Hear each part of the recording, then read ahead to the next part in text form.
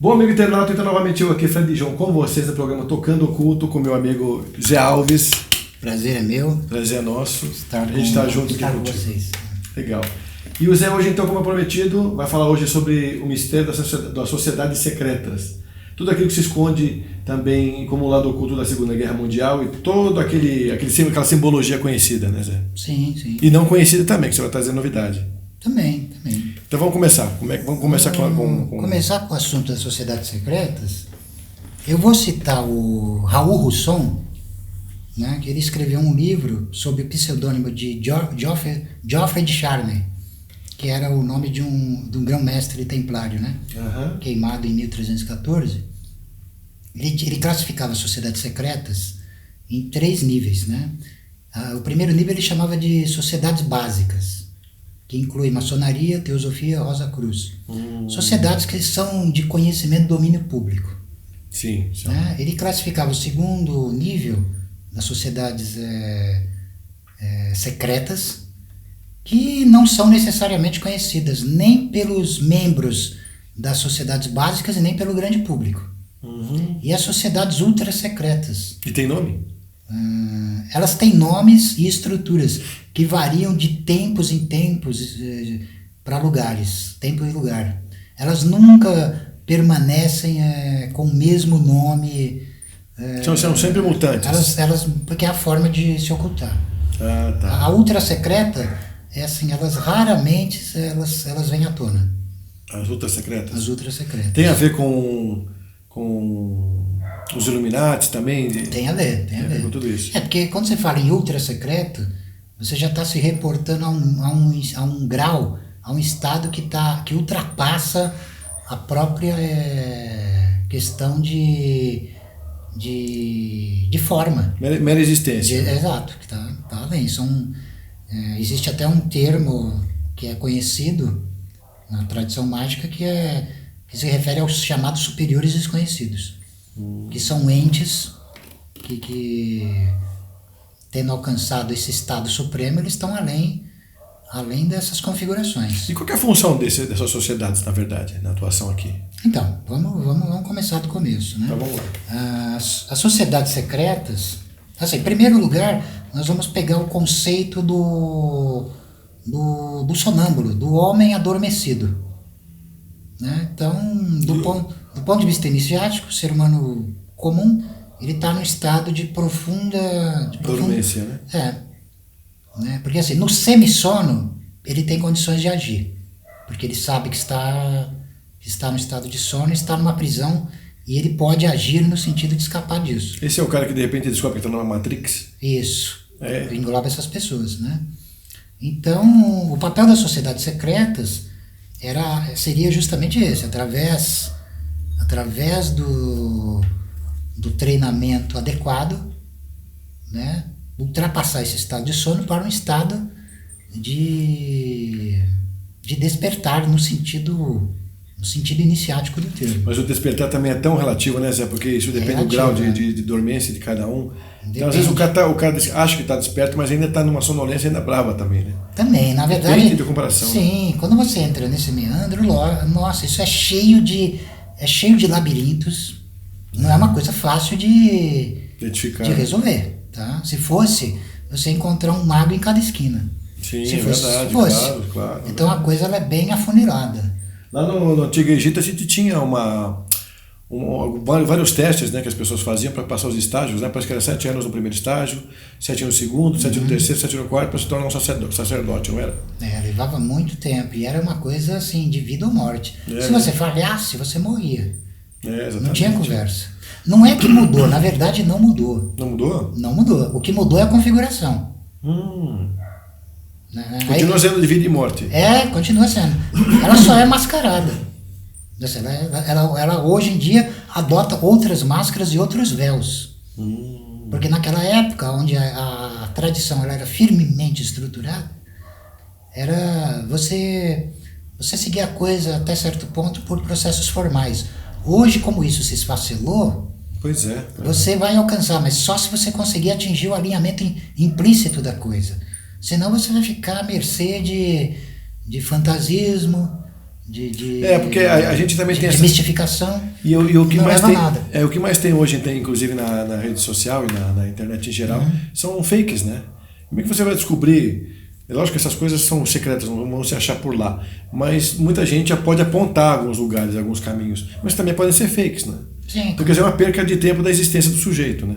Lembrando uma conversa nossa, pessoal, que nós discutimos essa questão dos Illuminati, eu comentei que assim, a tática Illuminati, que é brilhante, é justamente mostrar escondendo, se esconde mostrando. Pode falar um pouquinho para o nosso amigo Guilherme, porque ele vai gostar dessa ideia. Porque assim, aquilo que está à vista está mais escondido, né? Porque também não é como é que se diz? A imensa maioria não vai ser capaz de apreender aquilo, obviamente. Então existe isso, né? Mesmo quem lida com esse tipo de temática tem que ter habilidade de falar das coisas sem falar ao mesmo tempo. Porque o arcano não pode ser traído. Isso custa caro. Não mudou. Não mudou. Não tem onde você se esconder. Não tem para onde você ir. Não tem como fugir de você mesmo. Você vai ser pego e vai ser aniquilado. Então tem que agir seriamente, não pode... Destrói-se a essência mesmo.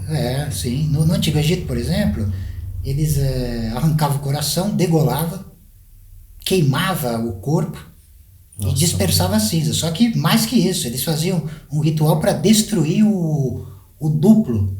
Destruía-se o nome e o duplo. Ou seja, se aplicava aquilo que eles chamavam de segunda morte. Nossa, morrer... A morte dentro da morte. Caraca. Então, era uma coisa terrível. Então destrói a essência do sujeito. O sujeito deixa de existir mesmo. Deixa de existir. Aquela mônada foi embora. Foi embora. Deixou de existir mesmo. Então, assim, é uma coisa severa, né? Porque tem que ser. Porque você acha que a coisa mais preciosa do mundo, ela pode ser vulgarizada? Não tem como. Se bem que hoje em dia a gente tem a triste notícia de tudo ser vulgarizado. Né? Vulgarizado. Mas não atinge, aí que tá. Eles, como é que se diz? Fica sempre na borda, na periferia.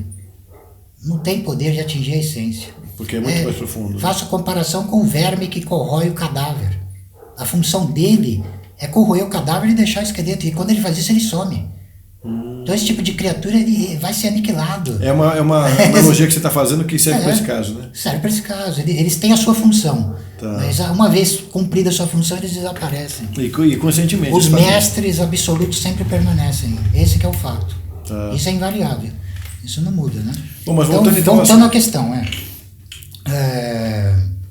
assim, tudo que você vai ver, por exemplo, o próprio nazismo, que nós vamos entrar nessa temática, o nacionalsocialismo, o nazismo, tudo que aconteceu naquele período na Segunda histórico, Guerra Mundial, né? Que compreende, que vai, como é que dizer, compreende a década de 20, período do Terceiro Reich, né? Não é absolutamente uma novidade. Nada do que foi feito ali foi uma novidade que aconteceu somente ali, naquele período, né? Quando você estuda os primórdios das sociedades secretas alemãs, você vai perceber que isso já existia, né? Esse primórdio, que significa? Que vem desses tempos, os tempos míticos que eu citei agora há pouco. Lá atrás, bem lá atrás, né? Exato. Isso vai se prolongando através da historicidade humana. Ele vai aparecendo de tempos em tempos, né? Temporariamente. Tempos em tempos. Então... Por que, Zé? Isso fica cristalizado na essência da raça? Isso está inerente à própria criação do universo. Assim, porque a guerra, o eterno combate, é o que cria, é o que gera a criação. Ele utiliza as duas forças da polaridade. Ele gera a criação, porque isso acontece o tempo todo. Isso aí você vai pegar desde as implicâncias mais grosseiras, mais vulgares do dia a dia, dentro de casa, na rua, até confrontos entre nações, que sempre existiram, e sempre vão existir. Então, lá nos primórdios, né, a Alemanha, por exemplo, até a época de Napoleão, era um agregado de estados independentes, né? Então, assim, os germânicos, eles sempre alimentaram o desejo da unificação, que era uma coisa que se apresentava como uma ação que fosse sobre-humana, que só fosse capaz de ser realizada por reis feiticeiros, né? Por seres supra-humanos, né? Então,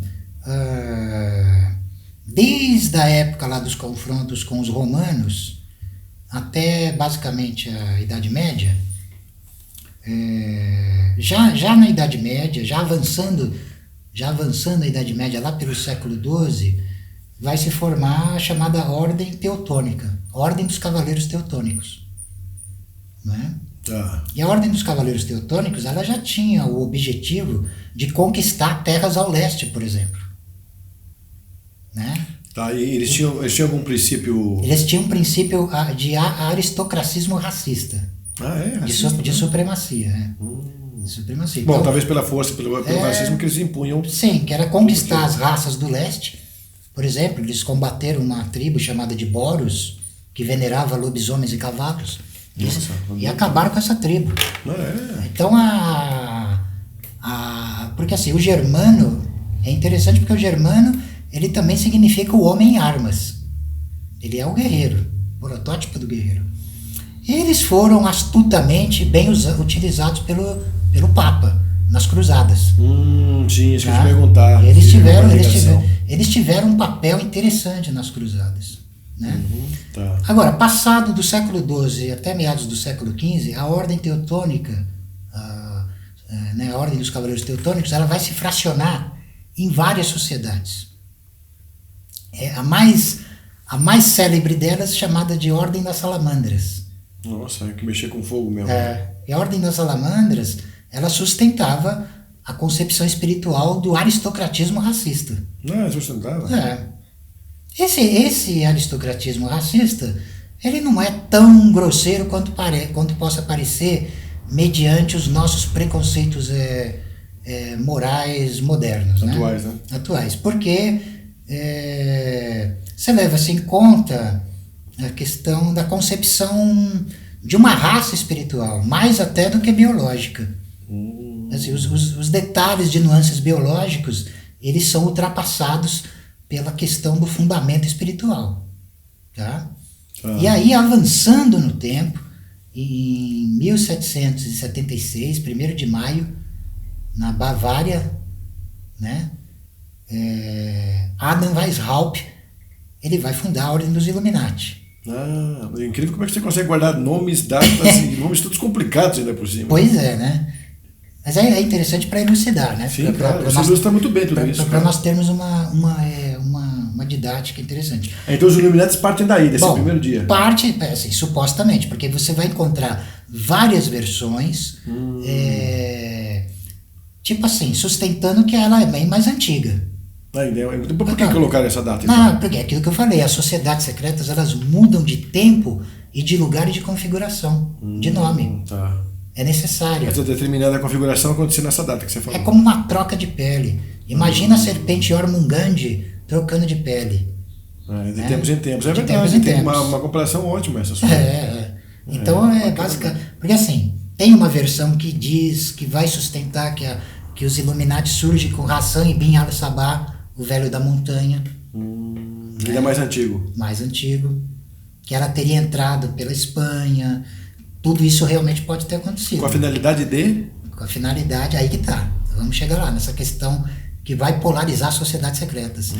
Então, se a Ordem das Salamandras, a Ordem dos Cavaleiros Teutônicos, ela sustenta o aristocratismo racista, essa Ordem Illuminati, pelo menos a configuração dada pelo Adam Weishaupt, ela vai ser a base daquilo que vai criar o anarcocomunismo.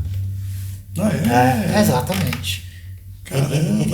Por quê? Porque o objetivo pelo menos o objetivo pronunciado ou registrado era a destruição da propriedade privada, né, da monarquia e da igreja. Eram 3 pontos que estavam lá porque a ideia do Weishaupt, ele tinha uma ideia de retornar o homem à sua natureza, original, que ele chamava de homem-deus, e ele usou o símbolo astrológico do Sol, o círculo com ponto, como símbolo disso. Bom, a ideia era boa, né? Então, a forma de fazer que foi complicada. De Weishaupt, por exemplo, tem uma frase muito conhecida entre os anarquistas, que é estrangular o último padre nas tripas do último rei. Nossa Senhora. Então, é uma frase que foi muito usada pelos anarquistas e que remonta ao Weishaupt. Tá. Então, por exemplo, a ordem... então vai haver esse confronto entre uma concepção libertária ou igualitarista, por assim dizer, e uma concepção aristocrática. Racista, né? E as duas brigavam iguais? Iguais. Por exemplo, aí você vai ver isso no Terceiro Reich, quando há a ascensão do nazismo. Então quem liderou aí foi a aristocracia racista, né? Claro. E a outra versão que vai estar por trás das subversões comunistas, por exemplo. Você volta no tempo, você pega a Liga dos Justos, que encomendou do Karl Marx o Manifesto do Partido Comunista. Eles tinham envolvido, ou era um instrumento dos próprios Illuminatis, né? Por quê? Porque a ideia ela é interessante porque, assim, em alguns pontos, as duas extremidades chegam a ser parecidas, chegam a se confundir. As extremidades. Chega a se confundir. Mas o miolo dele é bem diferente. É aí que tá o mistério. Será que é mesmo? É uma questão que cada um vai ter que descobrir por si mesmo. Tá. Não sou eu que vou ficar afirmando nada aqui. Entendi. Mas, por exemplo, você vai ver essa ação por trás de Lenin, por trás de Bakunin. Estou falando a parte que é pertinente ao Weishaupt, a Ordem dos Illuminati. Lá na Rússia. Embora não seja também exatamente isso quando você vai olhar a coisa com mais profundidade, né? Na época do Terceiro Reich, o que acontece? O pan-germanismo é a ideia de unificar os povos germânicos. Os povos de língua germânica e raça germânica. Se tornando uma raça única e forte, né? Exatamente. Isso é chamado de pan-germanismo. Que recrudesce lá em 1830 e vai até as últimas consequências do Terceiro Reich. 45, 46, né? No Terceiro Reich, vamos voltar ao Guido von List, que eu já tinha comentado antes, que é o responsável pela reativação dos sistemas mágicos rúnicos. Então, do primeiro programa que nós fizemos. Exatamente. Ele vai fundar a sociedade chamada Sociedade Guido von List, vai se fundar em volta dele, que é uma sociedade de caráter exotérico.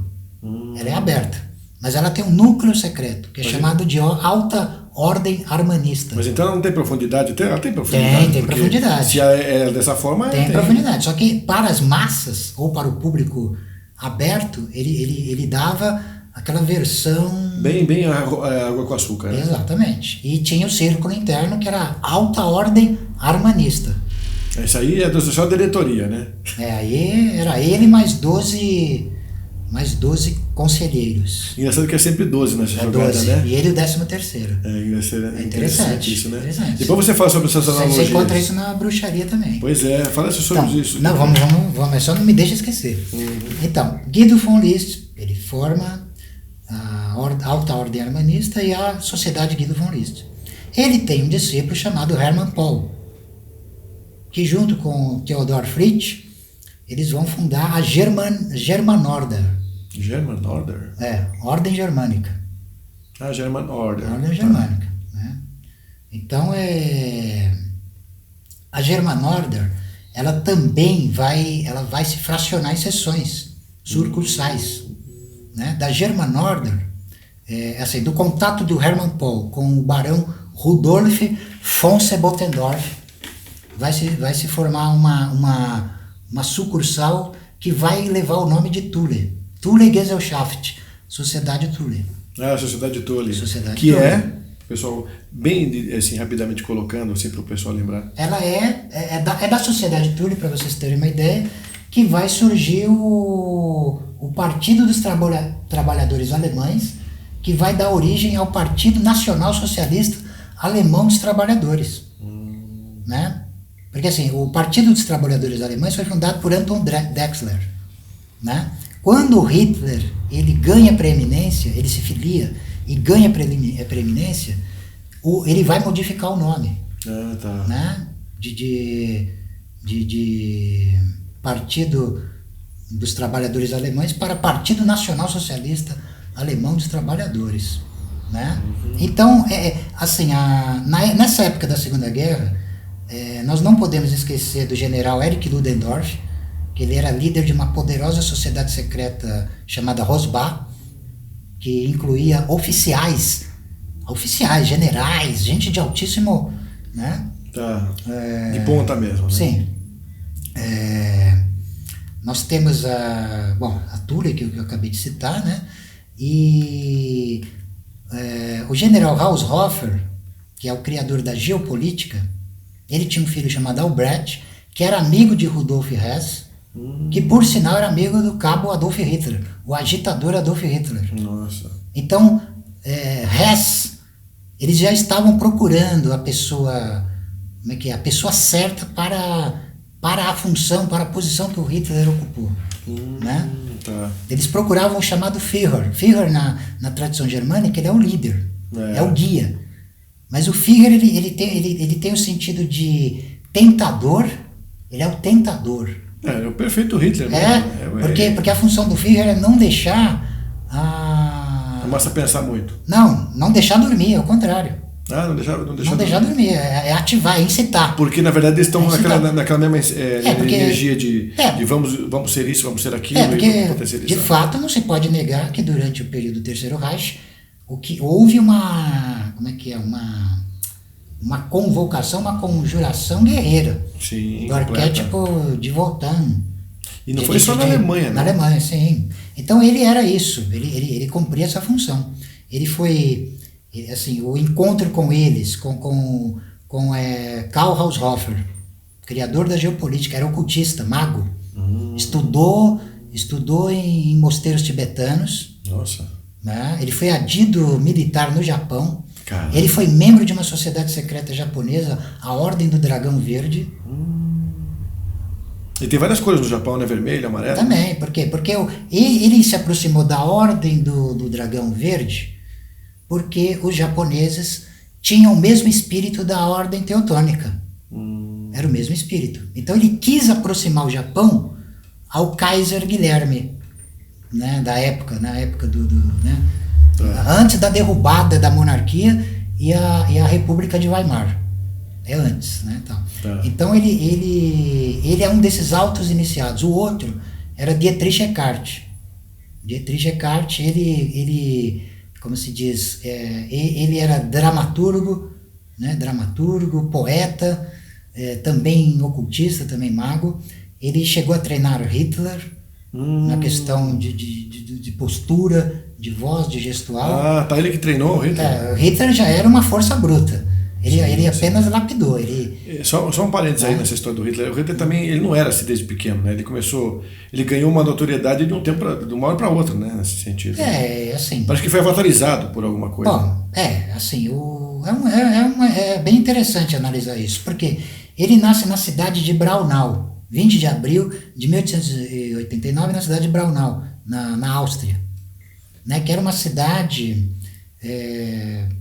característica por um número excessivo de médiums. O mapa astral de Hitler também chamou a atenção de Haushofer e de Dietrich Eckart.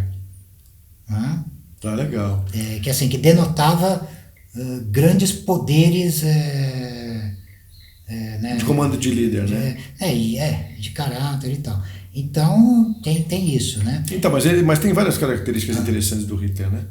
Nesse sentido aí de ser o Führer mesmo. O Führer. Bom, mas dentro dessa característica das sociedades secretas, como é que a gente pode descrever com profundidade a alemã e também a russa? A russa? Bom, porque assim, a Rússia, devido à questão da Revolução Russa, que foi uma revolução bolchevista, né? De caráter socialista, assim, se for levar por aquela questão, ela está mais totalmente voltada para aquela questão do comunismo.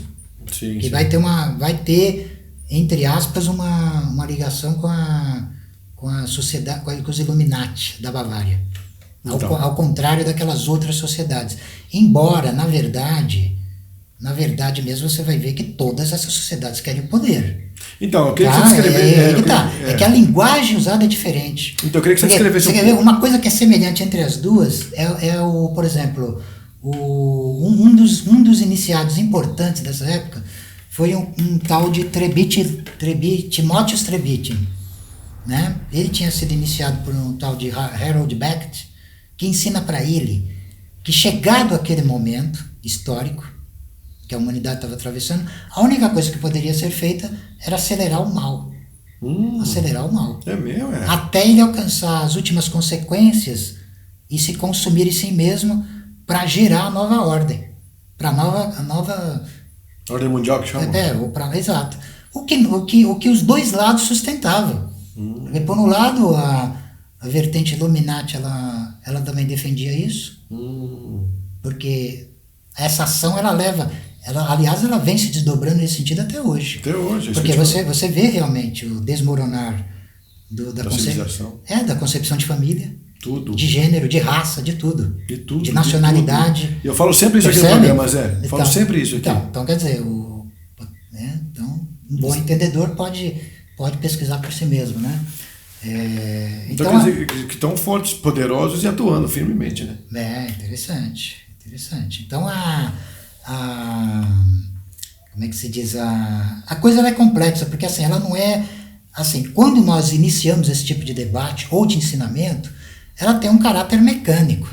Nomes, datas, mas uma coisa é certa, quando você está entrando nesse terreno, você está saindo, você está extrapolando da historicidade convencional para a historicidade oculta. Tá. Porque a magia, ela implica a abolição da história, do tempo e do espaço. Nossa. Ela implica nisso. Né? Então, mas a magia também é atemporal, né? Ela é atemporal, então ela lida com isso. Por isso que os profanos, eles vão ficar sempre enroscados e não vão chegar a nenhuma solução e nenhuma dedução. Por quê? Para conseguir entender de fato, vai ter que existir uma inevitável vitória sobre si mesmo. Senão não vai conseguir. Senão não consegue, né? Não consegue, não vai conseguir entender, porque a linguagem que realmente sustenta o universo é uma linguagem rúnica secreta. Rúnica secreta. Porque as runas, elas pertencem aos mestres sons do espaço, aos criadores e destruidores de mundos. Nossa. Criadores e destruidores de formas. É isso. Então, o papel dessas sociedades secretas é um mistério que, para misericórdia da infinita maioria, nem deve ser conhecido. Nossa, cara. Senão espatifa. Vamos comparar, vou fazer até uma comparação da alma humana com um saquinho de plástico cheio de água. Frágil. Sim. Bateu, furou, já era. E é assim, essa comparação. Só tem duas opções. Ou esse ser, ele pode ser sustentado por alguém com magnificência e poder, para não deixar ele se ferir, ou ele próprio tem que se tornar, ele tem que se transfigurar. Sair dessa condição para uma outra condição. Que é o que a magia, em última instância, estou falando da alta magia. Não estou falando de baixa magia, que também, lógico, também é usada, também é funcional. Mas a alta magia, ela visa isso. Né? Por exemplo, a sociedade vril, que era muito importante, né? Há toda uma polêmica em torno disso. Por exemplo, a maioria dos acadêmicos não acredita na existência da sociedade vril. Tá? Os acadêmicos não acreditam. Mas há indícios que comprovam, de fato, a existência desse grupo. Embora ele seja envolvido em véus de obscuridade, né? Legal. Bom, a gente vai dar um pequeno intervalo, né? E a gente já volta com esse tema aí. Então fique com a gente aí.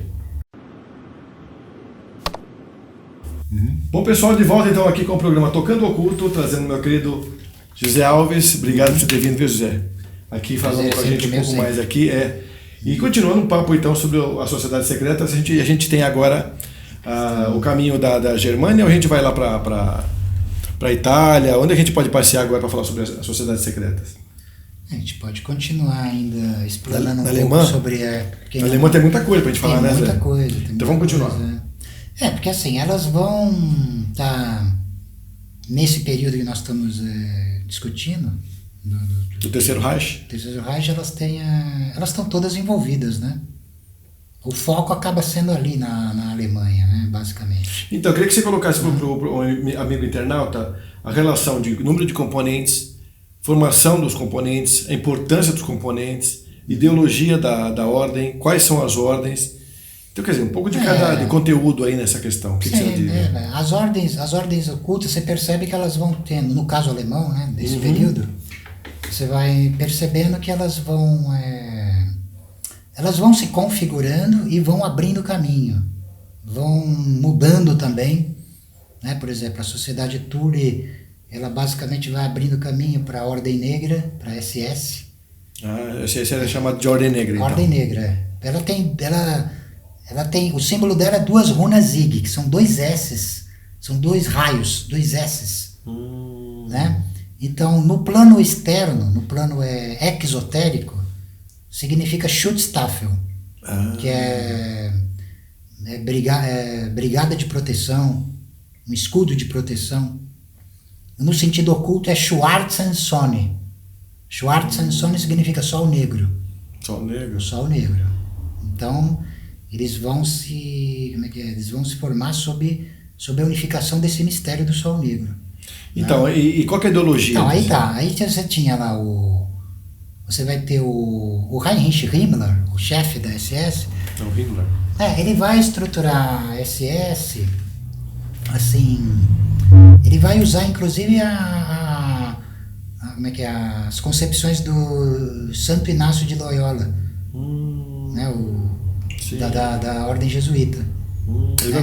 Porque vai ter um cabeça, o próprio Himmler, e quatro assistentes cercando ele. Na verdade, assim, quando você pega o modelo do castelo de Wewelsburg, né? Sim. No plano subterrâneo, tinha uma espécie de tábua redonda onde se encontravam esses altos dignitários. Então era em número de 13. No castelo, a gente vê 12, no chão ali. Exatamente. No centro desse castelo tem um símbolo do sol negro. Que é uma mesa grandona ali que eles ficavam sentados. É um círculo com... São 3 suásticas sinestrógeras sobrepostas que forma 12 raios. Então tudo muito bem pensado, arquitetado, né? No chão, em cima, as cinzas desses líderes ficariam ali. É muito interessante, muito interessante. Então vai abrindo caminho, né? Por exemplo, a Sociedade Vril também, que desaparece sem deixar, como é que se diz? Vestígios. Você encontra algumas brochuras que não sustentam muito. Não se consegue, como não tinha nada escrito, não se consegue entender os desenhos e os símbolos, né? Tá. A Sociedade Vril era comprometida com a transmutação da raça. Da transmutação da raça ariana na raça hiperbórea.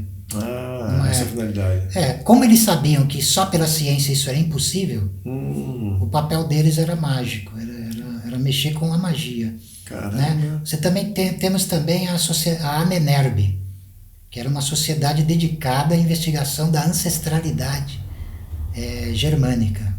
Eles pegavam alguns recursos dos próprios judeus que eles queimavam, incineravam e tal, para fazer essas magias, ou a magia caminhava por que pontos? Bom, tudo indica que o Holocausto foi um grande sacrifício, uma espécie de sacrifício humano em larga escala. Sacrifício para alguma divindade, no caso só negro? Para algum propósito, né? Que não fica claro. Né? Esse tipo de coisa nem é discutido, ainda que você saiba, não é discutido publicamente. Né? Como eu citei agora há pouco, são verdades terríveis demais para a imensa maioria.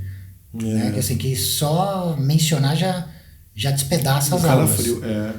Agora, tem um propósito que foge à compreensão da humanidade. A humanidade que não é capaz, por exemplo, de suportar isso, para ela tem as religiões, para confortar, para colocar um véu, basicamente, né? Mas teve sim essa movimentação toda, né? É muito curioso, porque você vê que esses eventos históricos eles vão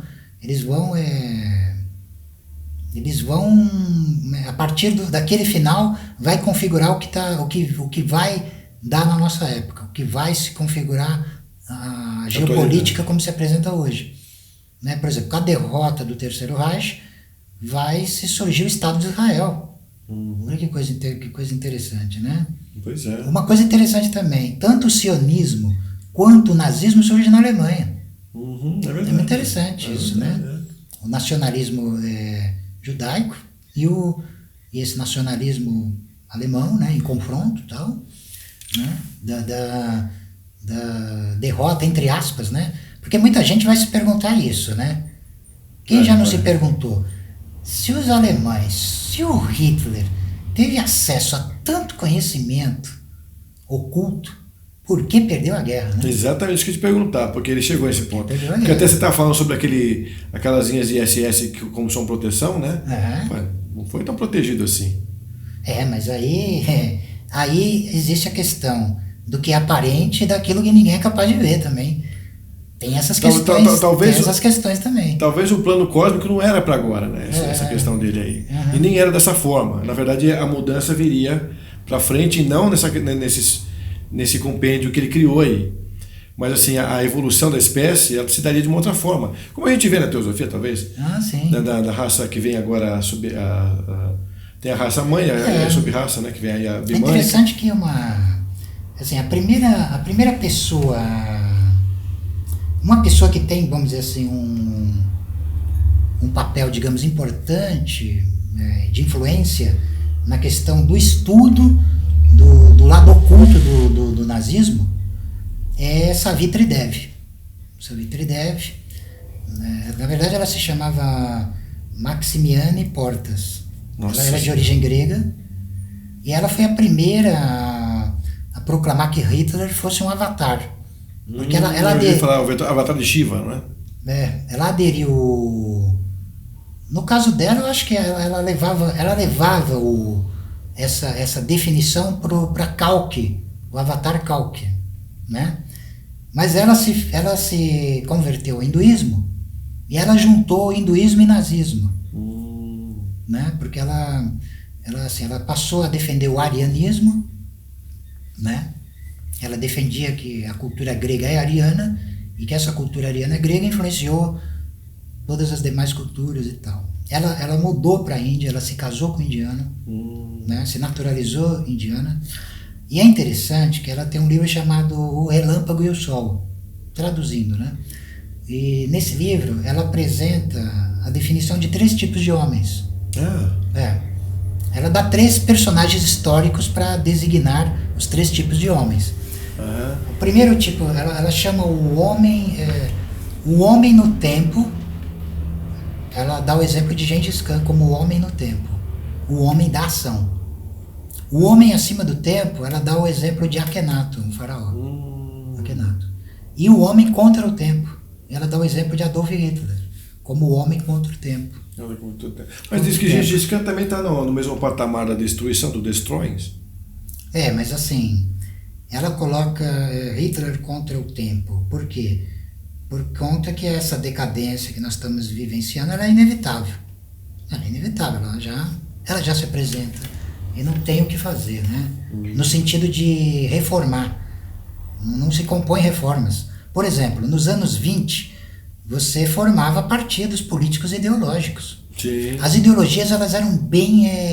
levadas a sério, né? Elas eram bem determinadas. Você tinha a extrema-direita aqui desse lado, você tinha a extrema-esquerda desse lado, Centrão, você tinha as concepções democráticas lá de centro. Bem diferente dos dias de hoje aqui no Brasil, Não, né? Que é tudo igual, né? Não tem, é difícil. Por exemplo, é super difícil você montar, por exemplo, um partido político de cunho nacionalista. Aqui no Brasil as pessoas acham que está sendo esquerda ou está sendo direita. É tudo fazendo mesmo saco, né? Na verdade. Porque não tem muita diferença como as pessoas falam, né? E no entanto a gente vê vorazmente as pessoas brigando isso na rede social, né? Sim. Porque assim, essas questões, num sentido extremo, elas perdem suas fronteiras também. Você vai encontrar elementos de esquerda na direita e elementos de direita na esquerda. Tudo vai se misturando, né? Vai se compondo. Porque, por exemplo, quer ver? Por exemplo, um jargão que é muito usado. Eu vou te pôr mais água também. Tá. Um jargão que é muito usado é você acusar alguém de natureza autoritária de fascista. Tá? Pois é. Por exemplo, existem diferenças entre fascismo e nazismo, por exemplo. O fato de você ser autoritário não quer dizer necessariamente que você seja fascista. Ou você é fascista também. Por exemplo, o Joseph Stalin era comunista e era um tirano também. Ele parece que matou mais gente que Hitler. Matou mais gente que Hitler, então. Eu sempre gosto de salientar isso também. Porque assim, o nazismo ele já está bem documentado. Já se sabe tudo que aconteceu. E o comunismo Então, é bom salientar isso também, porque esse lado também teve. Com certeza. Também teve. Atrocidades e atrocidades, né? Exatamente. Agora, a questão que é interessante é que sempre há o papel de sociedades secretas atrás. Então. Porque assim, o palco da história, tal como se apresenta, ele é escrito geralmente pelos vencedores e por aqueles que dá a sua versão. Sim, sim. Sendo que o que acontece atrás é outra história. Então, outra... por isso que nunca você pode ter como referência absoluta. Não tem como. Exato. E também não se pode ignorar, por exemplo, o pensamento acadêmico, ele faz isso com frequência. Ele ignora. Assim, não, ou ele põe no rol da mera fantasia. É mais fácil também. É mais fácil. Mas é interessante, não dá para você ignorar certos detalhes, certos meandros, né, que são que assim, está aí, né?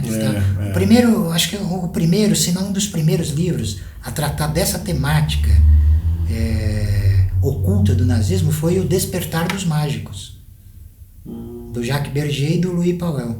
Eles contam detalhes sobre as sociedades secretas. Depois, esse livro foi lançado em 1960, aqui no Brasil foi lançado em 65, na Alemanha parece que foi lançado em 69, e ele trata de vários assuntos ocultos. Entre eles, ele trata dessas questões aí do nazismo, né?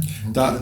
O que a gente pode dizer das sociedades secretas, por exemplo, dos próprios Illuminatis, que tanto se fala por aí? Qual que é o lado místico? O lado místico não, o lado mais verdadeiro dessa história toda e o fantasioso que se coloca nas redes sociais? Eu vou, por exemplo, assim, se alguém quiser estudar isso seriamente, eu posso indicar o livro Illuminatus, do Robert Anton Wilson e Robert Shea. Esse livro, ele também não foi oficialmente traduzido, mas eu já me deparei com traduções na internet. Tem. Se você procurar, você pode encontrar em inglês. Uma fonte bacana essa aí. Você pode encontrar em inglês, você pode encontrar em espanhol. Ele é considerado uma autoridade no assunto. Referência. É uma referência. Agora, não fugindo do assunto, toda essa história ela é mergulhada numa bruma de véus, né, que vão ser basicamente impenetráveis para um público leigo, para um público que não seja iniciado, ou que não seja um próprio Illuminati. Mas o que você pode abrir nesse sentido para o público que gosta desses assuntos? Que eu posso abrir? Que você pode... Eles podem assimilar bem isso aí. Não, tudo bem. Correndo o risco de soar muito fantástico, mas nós estamos no terreno da magia, pois é. Então não vou parecer suspeito. Assim, eu acho assim, existe uma forma muito habilidosa por parte deles de se manipular a realidade. Sim, tá? Claro. De maneira, inclusive, a se safar, se sair fora.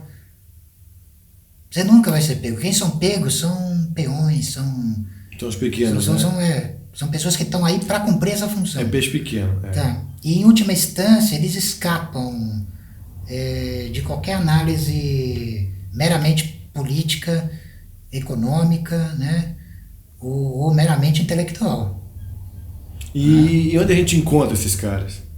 Então, a menos que eles queiram aparecer, você não os encontra.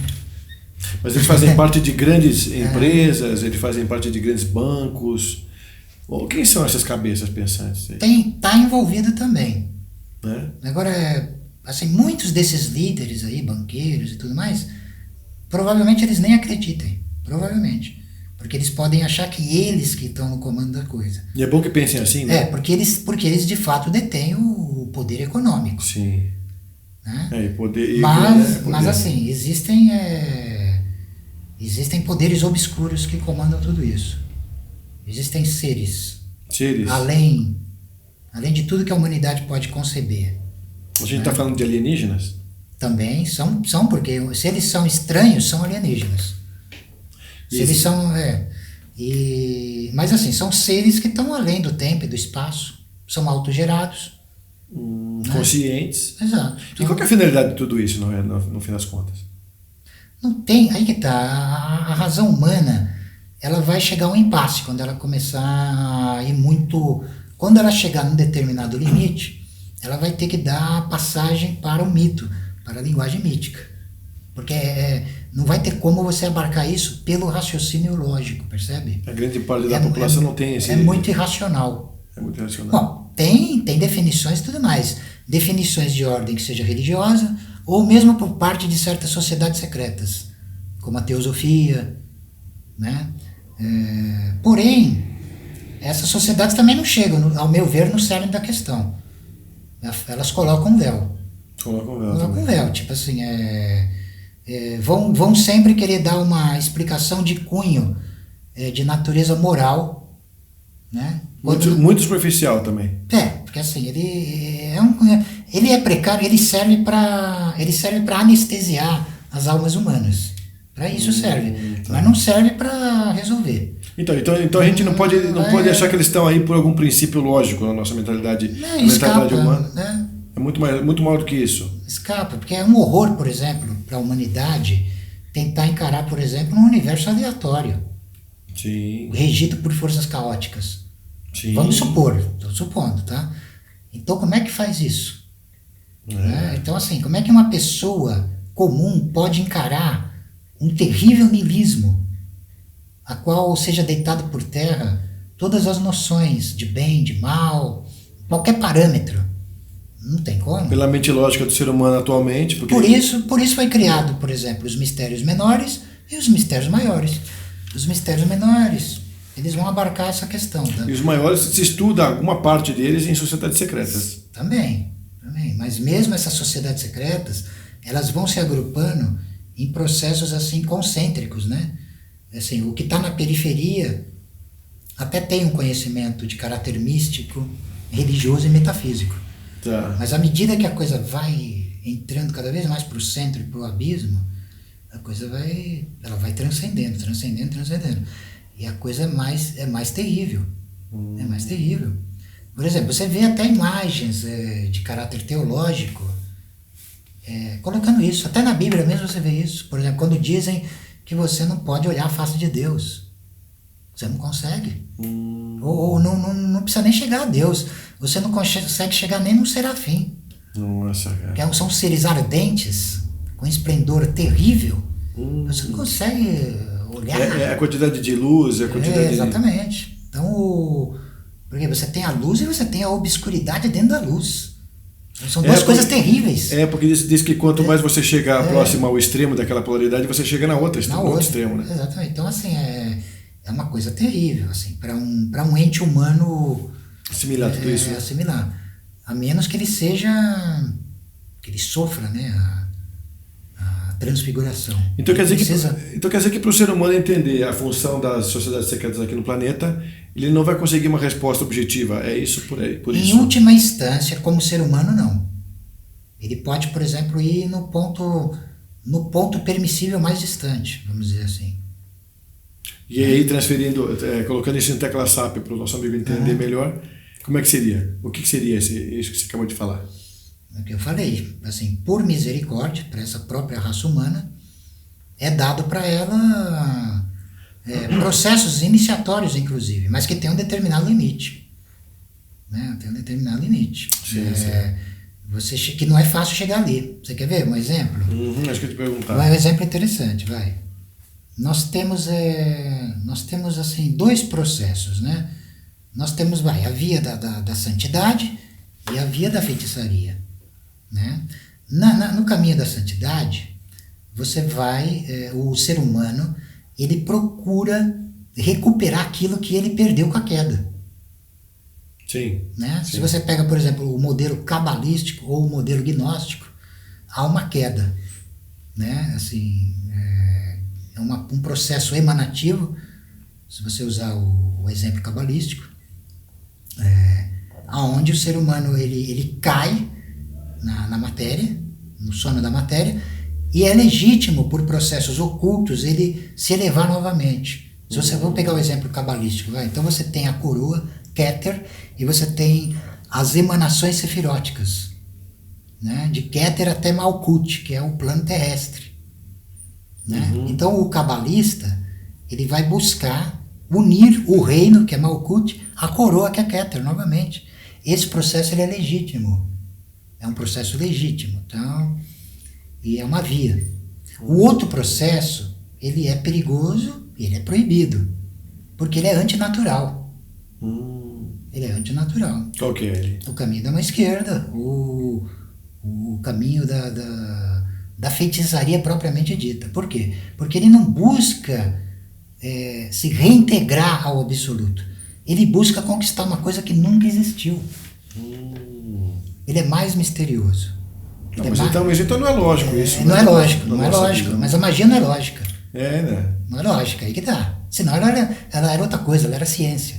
Até certo ponto ela é também ciência. Ela é... Não, porque mexe com os elementos. Por você um tem- lado, sim, tem a uma- magia ela é ciência e ela é arte.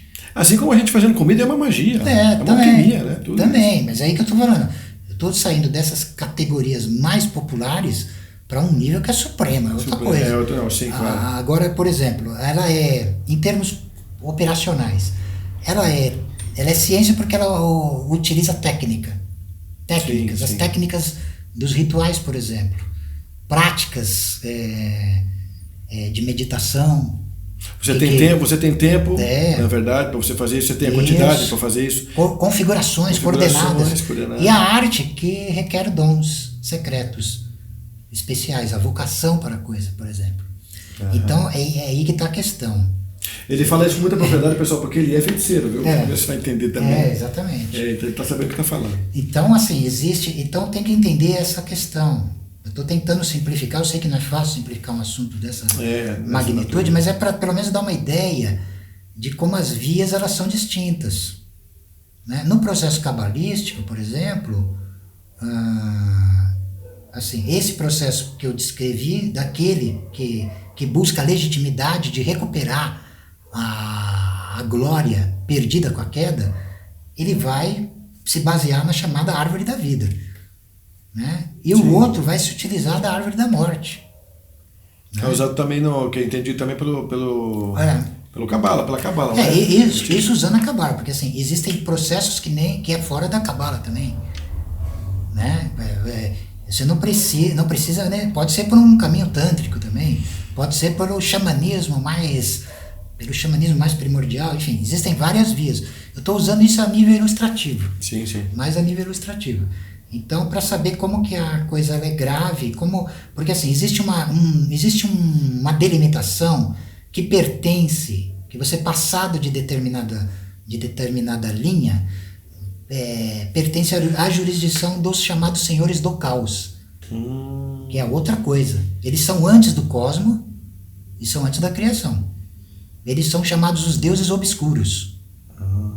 Então, é aí que está, porque eu tenho que, por exemplo, colocar a legitimidade do caminho da mão esquerda também, porque é legítimo.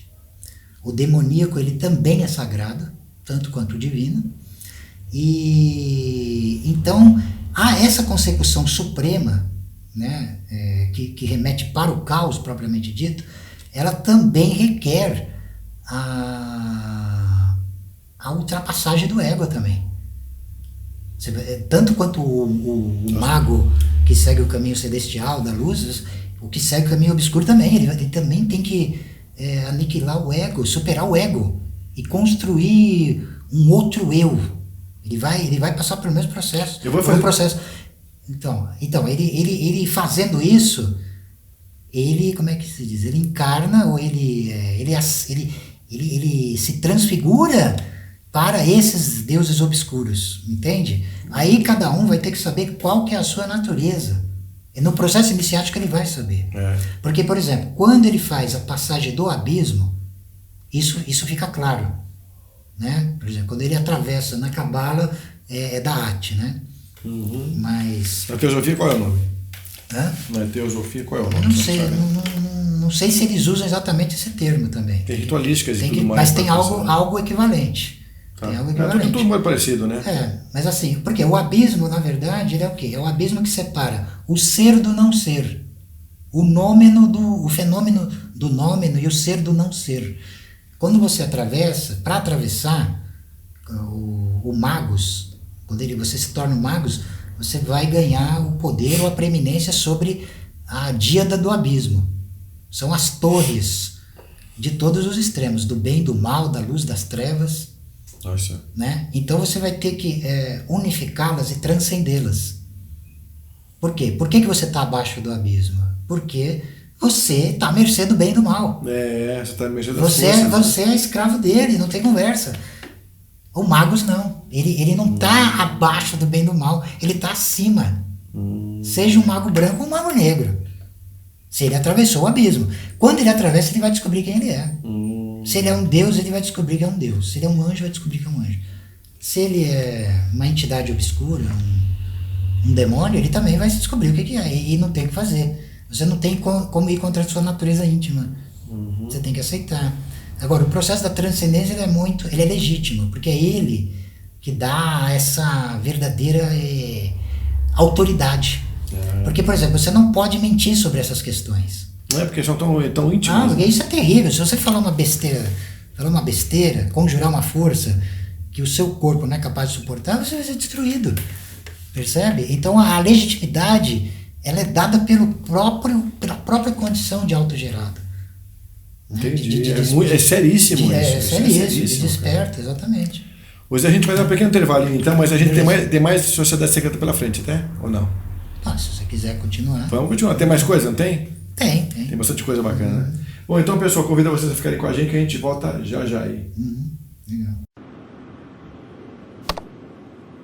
Olá, amigo internauta. Então, voltando aqui com o nosso querido José Alves, trazendo para nós aqui um pouco mais de Sociedades Secretas. Continuando, então, o tema sobre a SS, sobre todo aquele mistério da Alemanha, Zé. Sim. Como é que o que a gente pode desenvolver agora nesse nosso papo aqui? Sim, vamos falar do mistério do Sol Negro. O que ele representava para a SS, né? Bom, na Sociedade Thule, por exemplo, a suástica adotada é a suástica sinestrógera. A suástica que foi adotada no nazismo como um todo. Que tem um caráter shivaísta, dissolutivo, né? O sentido do giro sinestrógero, nesse caso, é a dissociação da ilusão, da grande ilusão, né, de Maia, né? E o retorno à condição hiperbórea primordial. Era isso, né? Eles adotaram, inclusive, esse nome Thule, homenageando o centro hiperbóreo primordial, né? Que ela seria o polo imutável dessa ilha imperecível, né? Então, assim, as SS, ela tinha, assim, o processo iniciático dos SS, ele tinha um processo a nível guerreiro, a nível de campo de batalha, né? Você falou um termo técnico no começo dessa história aí que... assim, o que ela era chamada SS? Então, no nível externo é chamada de Schutzstaffel, que é brigada de proteção, escudo de proteção. E no nível secreto é o Schwarzensonne, o Sol Negro. Sol Negro. Que é em alemão Sol Negro, né? Então, esse Sol Negro, para o SS, ele representa uma nostalgia mística, né? O Sol Negro, ele é a matriz da qual o Sol Dourado é uma mera emanação da mecânica celeste. Caramba. Né? Então, o Siddha, o adepto, né? o iniciado, ele é absorvido centripetamente para o Sol Negro e dele ele emerge como os chamados gêmeos espirituais autogerados, capazes de viver no tempo e fora dele. Caramba. Combatendo em dois mundos, era uma coisa muito séria. Muito louca isso. Muitos morreram e não suportaram essa iniciação, pra você ter uma ideia. Mesmo, É terrível. Caramba. Isso então deviam ter muito mais nomes do que a gente não sabe, porque morreram antes, né? Por exemplo, o envolvimento do nazismo com monges tibetanos, por exemplo, né? Mas que não eram de linhagem budista. Né? Isso desde a década de 20 eles já vinham mandando expedições para o Tibete. Né? Para buscar esses caras lá. As ordens secretas, a ordem secreta, a SS, as ordens secretas alemãs, elas buscavam contato com os chamados Bonpo. Né? Os Bonpos, eles são mais antigos que os budistas no Tibete. Inclusive houve um período de conflitos entre os dois, porque o culto Bonpo é um culto xamânico. É um culto xamânico mesclado com tantrismo. E eles são denominados de barretes negros, Que isso na prática significa? que praticam magia de mão esquerda. Brava. Brava. Então, assim, foram estabelecidas, de fato, isso não é ficção. Tem documentos históricos comprovando isso. Que foram estabelecidos comunidades em Munique, Nuremberg e Berlim. Tá? No final da guerra, quando os russos avançaram, eles encontraram em subterrâneos alguns monges tibetanos, não eram alemães, mortos, cometeram suicídio. Eles se mataram antes dos russos chegar para não cair na mão deles. Né? Sim, sim. Então, assim, é muito interessante, porque os bombos também veneravam a suástica. A suástica que gira para a esquerda, inclusive. Né? Então é muito interessante essa ligação, né, com essa questão toda, né? Agora é o seguinte, a pergunta que eu faço também, por que o Hitler estava tão interessado em desenvolver aquele sino que ele fez, né? Que ele queria repetir? Inclusive tem um documentário, né, que é do sino, né? Que ficava girando no centro ali, ele queria descobrir uma máquina do tempo. A máquina do tempo, ele também tinha envolvimento com ele gostava muito dos ETs, né? Ele estudava a questão alienígena. Assim... Que envolvimento tem os alienígenas nessa história de fato? Você tem a notícia? Bom, a sociedade... Vamos voltando para a sociedade vril, assim, consta que as médiums... Tinha umas mulheres médiums, né? Uma delas, a Maria Orsic, ela consta que ela contatava entidades extraterrenas, no caso, né? É mesmo? Assim, de Aldebaran, se eu não me engano. De Aldebaran mesmo. Mas de que forma ela fazia isso? Como se fosse num culto... Assim, eram médiuns, pelo que eu andei investigando, assim, com capacidades bem avançadas, tá? De gerar até ectoplasma, inclusive. Caramba, meu. Materializaria o ser mesmo. Exatamente. Assim, elas recebiam informações que remetem às construções desses artefatos aí. Caramba, meu. OVNIs e tudo mais. Agora, é interessante porque, assim, a coisa ela parece ficção científica, esse tipo de coisa. Né? Agora, quando você analisa isso do ponto de vista mágico, oculto, sério, a coisa não é tão absurda. Por quê? Por exemplo, o domínio dos yantras, dos mantras e dos mudras, ele compete isso. Né? Por exemplo, os vimanas, que eram máquinas. Então, existia... se você aplica o conhecimento tecnológico do yantra no vimana, nossa, cara, tudo isso aí se torna plenamente possível. A construção de um disco, né? Mas então, tem muitos ufólogos que nem usam mais o termo disco voador, porque existem muitos objetos que não são de forma só discoide. Beleza, eu continuo usando pela questão simbólica do símbolo mandálico, a mandala que remete à totalidade. E quando esse mistério se apresentou pela primeira vez para a humanidade, foi disco, não foi outra coisa. Sim. Quando Kevin Arnold viu os pires planeando, né? Aonde foi? Foi nos Estados Unidos, né? Foram 9. Aí um jornalista escreveu pires voador, disco voador, ficou disco voador. E quando foi isso? Não importa, foi porque quando, você lembra? Foi em 1947, é a origem da ufologia. Foi aí, a partir daí. Então, mas o Yantra, vamos voltar nesse tema que é interessante. Claro. O Yantra vem de Yan e Tra. Yan, que é dobrar, reger, dominar. E Tra é máquina, instrumento. É um instrumento, é uma máquina de controle da realidade. Olha, cara, é forte. Agora, esse instrumento, máquina de controle da realidade, ele é feito por processos mântricos secretos. Uma pessoa que tem o poder, que detém as palavras de poder e as vibrações, as runas, os sussurros, as runas secretas, ele consegue a criação desse veículo, desse objeto. Mais que isso, ele transmuta o próprio corpo nesse veículo. Nossa, cara. Para os iniciados da sociedade vril, esses seres alienígenas ou hiperbóreos, eles não vinham através de objetos meramente mecânicos. Não. Como é que eles vinham? Eles atravessavam os espaços e os planos se revestindo da matéria de cada universo, de cada plano onde eles adentravam.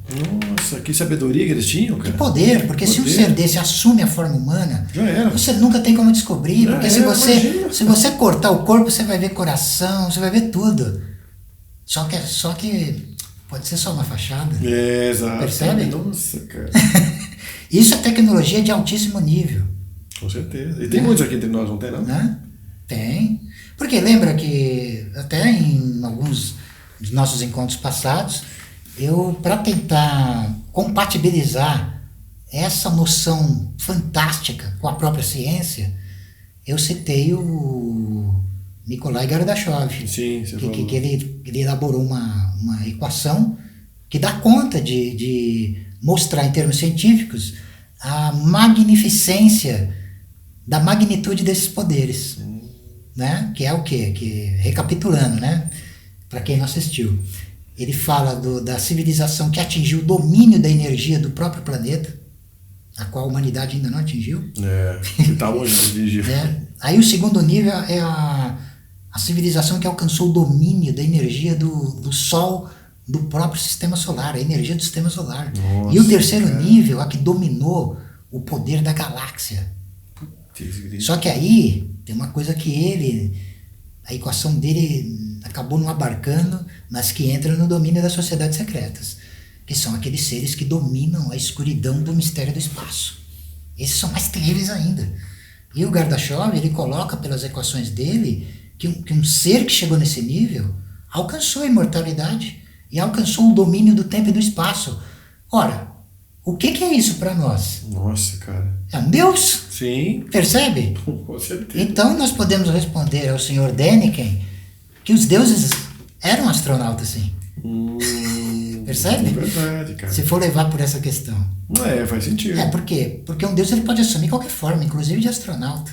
Não Inclusive. Tudo, né? Inclusive. Então, porque assim, eu estou fundamentando a coisa nessa ciência muito, muito antiga e muito preciosa, que é o conhecimento tântrico dos yantras, dos mudras e dos mantras, né? Sim, sim. O yantra é essa máquina que eu citei. O mudra, ele permite que o seu corpo, transmutado num vetor, seja capaz de mobilizar essas forças, sintonizar elas. E se transfigurar também, combinando o poder dos mantras. Caramba. E mantra também vem de man, de mente, tra, é máquina de controle do pensamento. Nossa. Ou seja, é uma máquina de controle do pensamento que dá o poder de materializar o pensamento. Nossa. Por quê? Porque um magus, um verdadeiro feiticeiro, ele realmente aniquilou as barreiras entre a ficção e a realidade. Ele pode transmutar a ficção em realidade. Nossa, e ele pode tornar o que é chamado de real em nada, em mera transparência. Zé, mas como é que fica essa questão psicológica, por exemplo? Na psicologia a gente tem o eu, vamos por a mente, é a grande máquina, a mais poderosa máquina que se tem. O eu é o piloto. E tem aqueles terroristas a bordo, né? Ah, tá, os sabotadores. Os sabotadores, Como é que a gente pode fazer uma analogia com esses sabotadores internos aí, que a gente chama de autofluxo, né? Da psicologia. E aí com essa realidade que a gente vai transfigurando. Sim, porque a psicologia, com quanto ela tem a sua importância, se você comparar ela com o processo iniciático, ela é limitada. Tá? Ela é limitada. Primeiro porque ela é incapaz de entender os níveis abscôndidos. Ela fica só no plano da própria mente. Abscôndidos o que é? O que está no fundamento. Você quer ver uma coisa? O Zé tem uns termos que só ele usa, a gente não conhece mesmo. Né?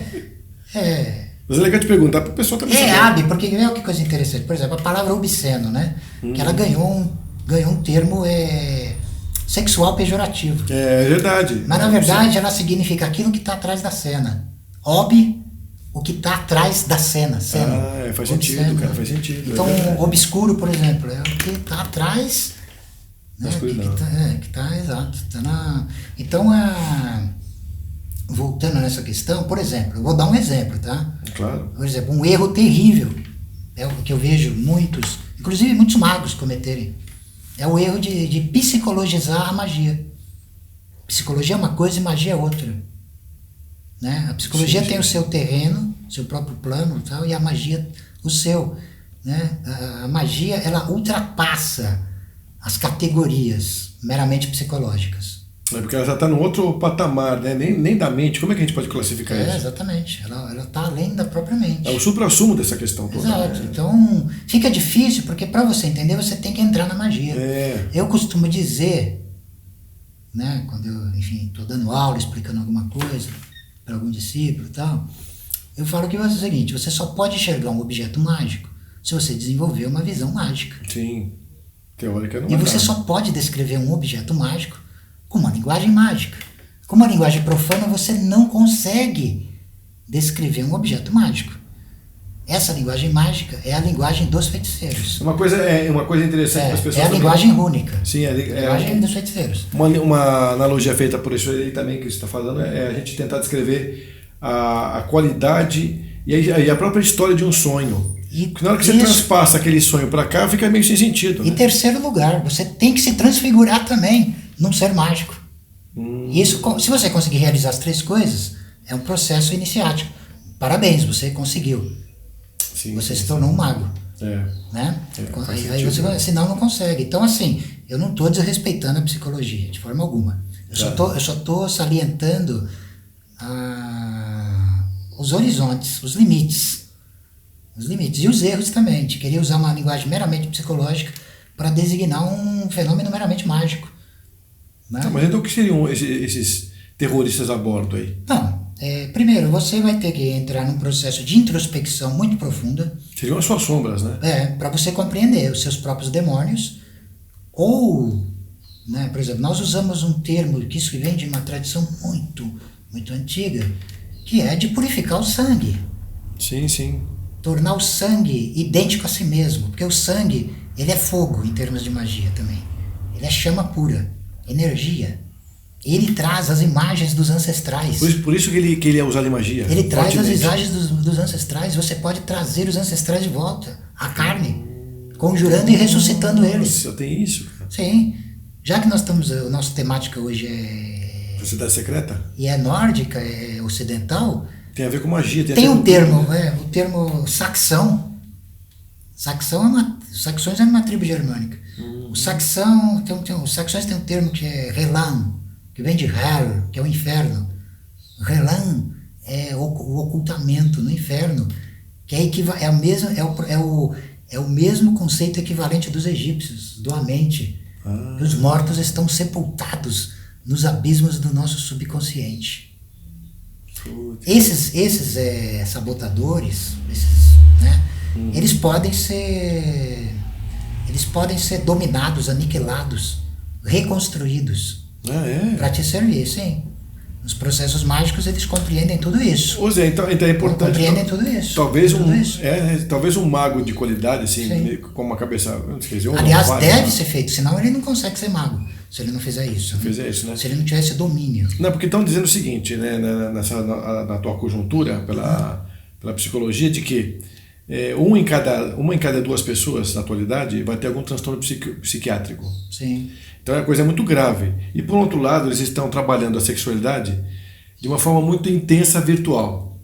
Sim. Então, quer dizer, o que faz esse 3 bilhões de cacetada de pessoas que não tem capacidade nem de pensar direito, fazer uso de uma tecnologia que cada vez você está ficando mais além do humano.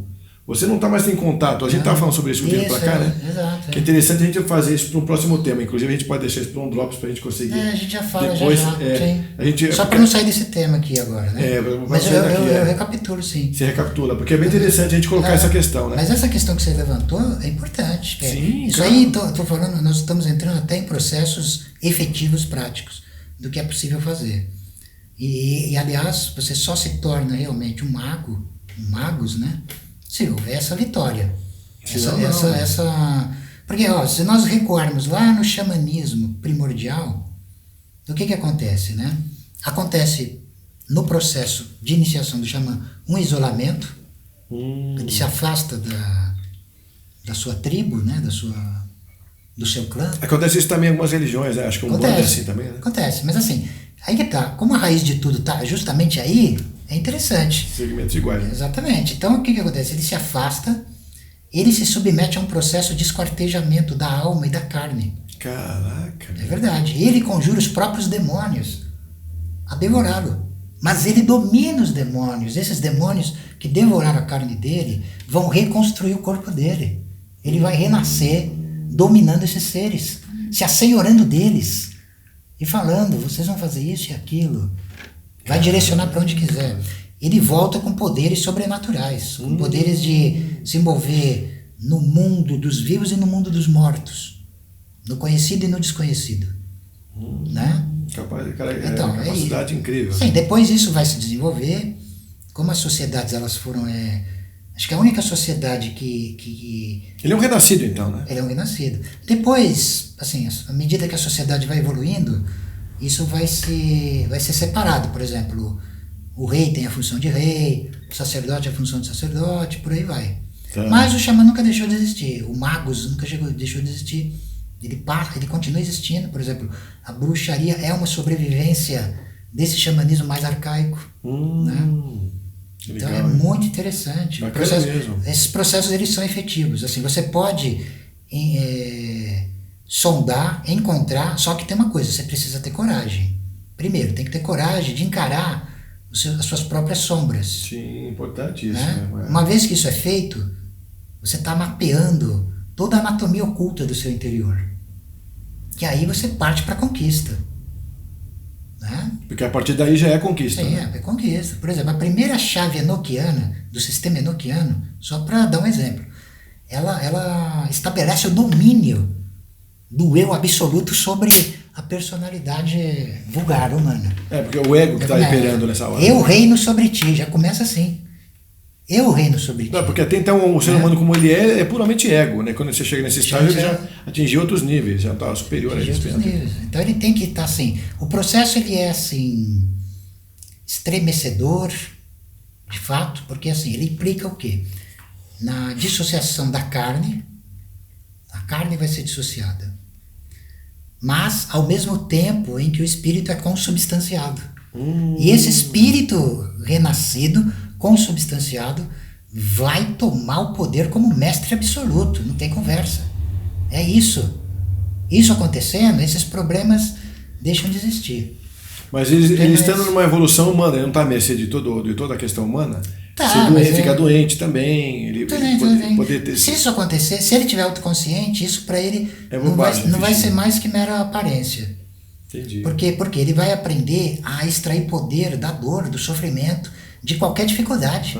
Ela se transmuta na mão dele, porque ele transmuta o veneno em néctar. Mas ele transmuta. Ele está superior à ideia da gente, quando a gente fala sobre zona de conforto e zona de conflito, né? Ele está superior a isso. Porque, quer ver, no passado, a vida ela não era esse mero estofo de conforto que o ser humano atual ele imagina, não era isso.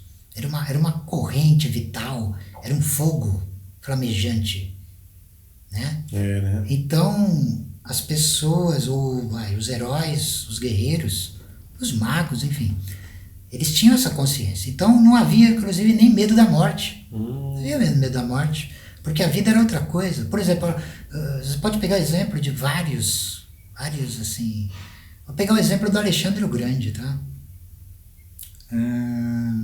Para ele era isso, né? Um guerreiro, um rei conquistador, conquistou na sua época o maior império, né? E mesmo assim continuou buscando a conquista. Porque o que ele estava buscando ultrapassava a mera questão histórica contingente. Ele sabia que isso ia levar ele à morte. Nem por isso ele se intimidou.